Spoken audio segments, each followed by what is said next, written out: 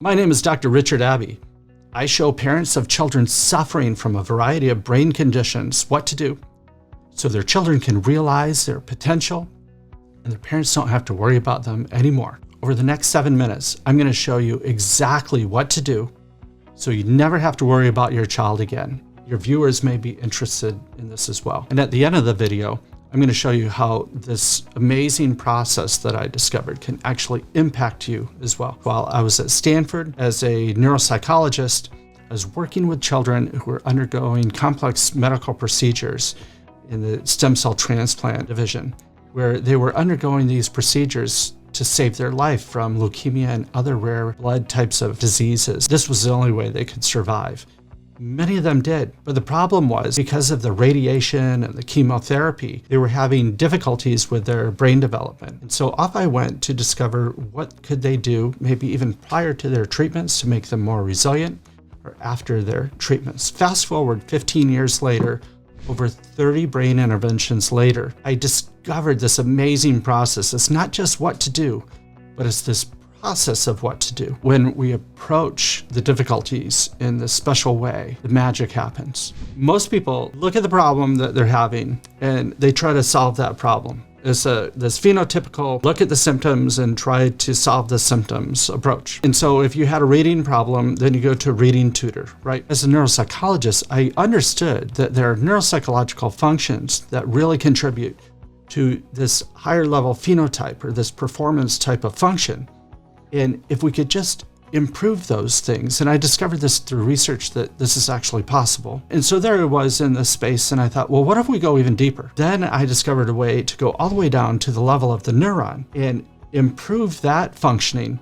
And if you improve the level of the neuron first, and its performance, and its communication, and its speed of communication, then that changes everything. The analogy would be, what if you were a low hurdler? You know, you're jumping over the low hurdles and you're like, well, I want to be a high hurdler. But you just weren't strong enough. It would be ridiculous for us to say, okay, so then it's just your attitude. You just need to try harder. You're just not strong enough. Go and do the gym and lift the weights. Come on, we all know to do that. Why wouldn't you do that? You jump over the hurdle and away you go. Then you learn the techniques and you're awesome and amazing. But in brain health, we don't do that. We throw our kids in school. We expect them to be able to perform just naturally with the genetic hand that they were dealt.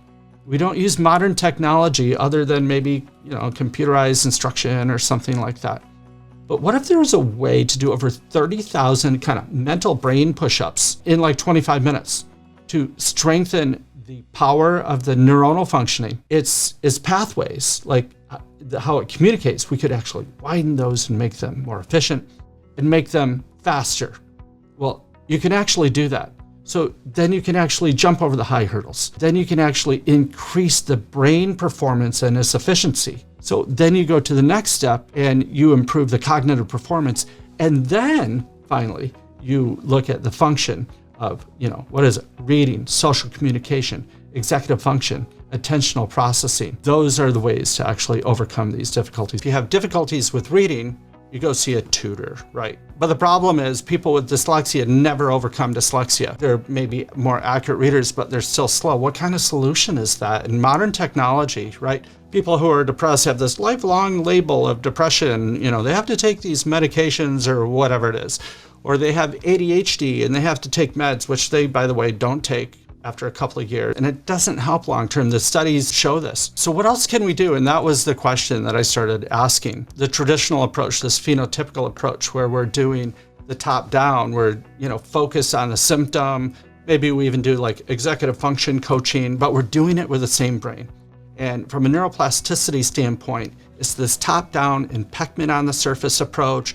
Try to increase the brain performance with the existing brain. And so maybe you get 10, 15% of what you otherwise could have. But instead, what we do is this phase one here is kind of like going down to the gym and lifting weights for your brain so you can actually perform better. So if you were a hurdler and you could get over the low hurdles, but you could never jump over the high hurdles, it would be ridiculous just to focus on your technique, or like people are yelling at you to jump over the high hurdle.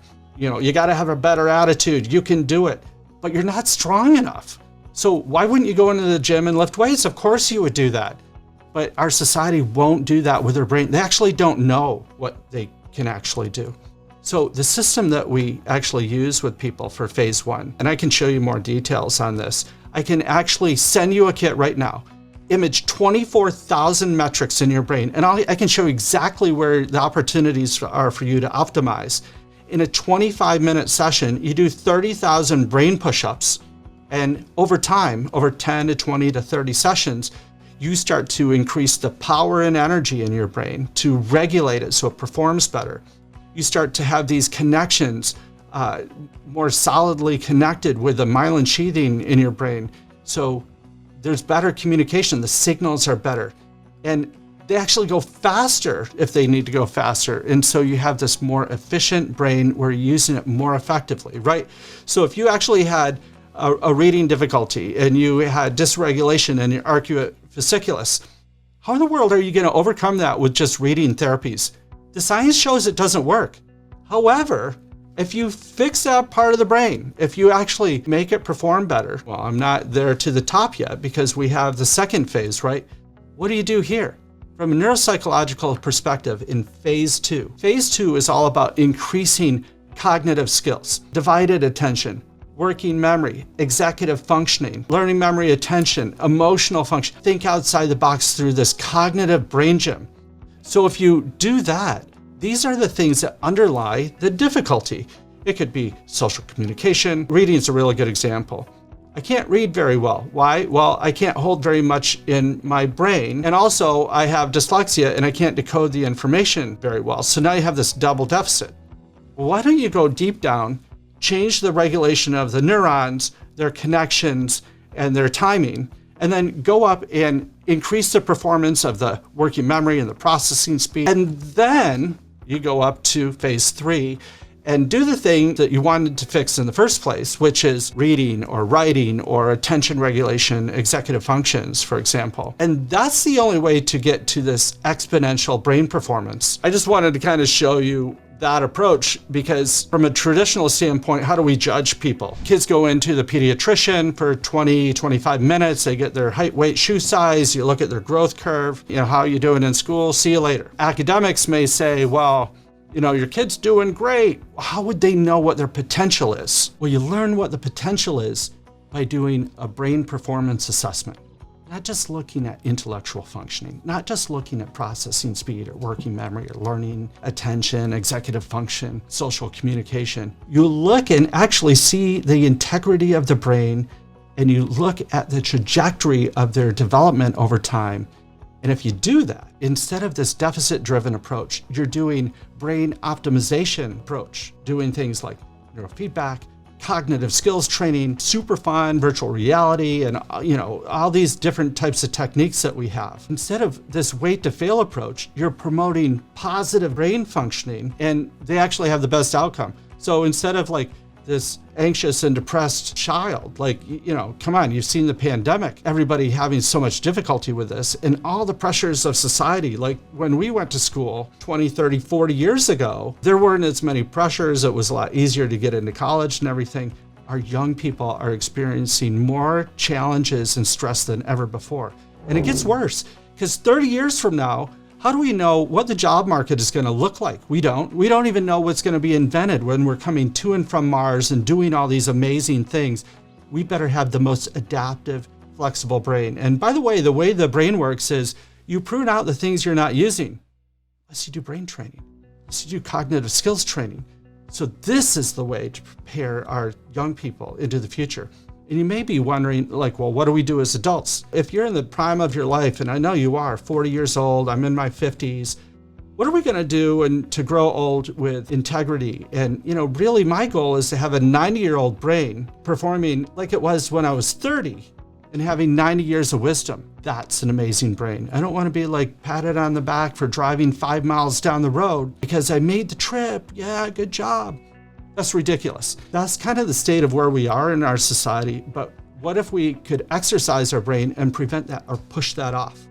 And through the system that we've developed, that's the magic of the system. The bottom-up approach, get your neurons performing to their peak performance, that connectivity, the timing, cognitive brain gym, And if you want to continue, you can even do that better. And there's other techniques that most people don't even know about that we could talk about further, that once you get this foundation, you can go in terms of like training your brain to recruit more parts of your brain to consider the problem. That's called a phase shift. So when you're in phase shift, you're kind of looking, what part of the brain do I use? And then you go into lock. What the interesting thing is, the longer you spend in shift, like I'm talking like maybe 50 milliseconds to 70 milliseconds. If you move that up to 70 milliseconds, then when you lock, which might be 1 to 2 seconds, that lock is shorter. So you're using more parts of your brain, coming up with solutions way faster, and coming up with solutions you otherwise never would have came up with before. These are the things that we're doing. What are the results? Why should you care? Anybody care? Well, I'll tell you, I started doing this with my children at 2 and 3 years old. And the things that they can do is just mind-boggling. But when you can actually see this a little bit more from a deficit-driven approach, where people are literally overcoming autism. This woman outside that I was just talking to couldn't pass the bar. 6 months with my program. And she's not the first one. Every single person that we've worked with that couldn't pass the bar through our system. People overcoming autism, traumatic brain injury, depression, anxiety, learning difficulties. Really, this is all about a paradigm shift. Turning the mental health industry upside down. It's not a label, it's not a thing, it's just performance of your brain. And if you can learn how to change that performance, and you can, through this learning paradigm, it's nothing external. It's like a mirror to your brain. I can tell you a lot more details about how this works. The possibilities are endless. So can you overcome some difficulty that would have otherwise given you a lifelong label, a lifetime of medications? Absolutely. Could you change trajectory of your development to go beyond what Mother Nature had in store for you genetically, to perform at a level that would take you beyond what would otherwise be possible and put you into a place 30 years from now where you're still relevant and you can adapt to pretty much anything? Absolutely. I quit my job at Stanford for this. I've invested millions of dollars of my own money. And this type of thing isn't just from what I've done. There's been billions of dollars that have been put into brain mapping. The only thing I've done is figured out a system, techniques that when done in a certain way, you get results that are just like out of this world. Amazing. So thank you so much for taking time to listen to this. If this is of interest to you, or you think this might be of interest to the people that follow you, please let me know. The greatest mission that we have is for one day, 25 years out into the future, everybody's going to know about techniques, our techniques. This is what works. This is just going to be in households, just like treadmills are in households. This is going to be common knowledge about not just this wait to fail approach or this approach of some deficit or some pain coming up. This is going to be an approach to make our brains resilient and for them to be able to be presented with challenges so that we can like power right through them and have this amazing experience, rather than wait for something to hurt and then, we got to try to fix it with shots or medicine or surgeries. That model doesn't work very well. Hey, thanks so much for listening, and I hope to talk to you soon.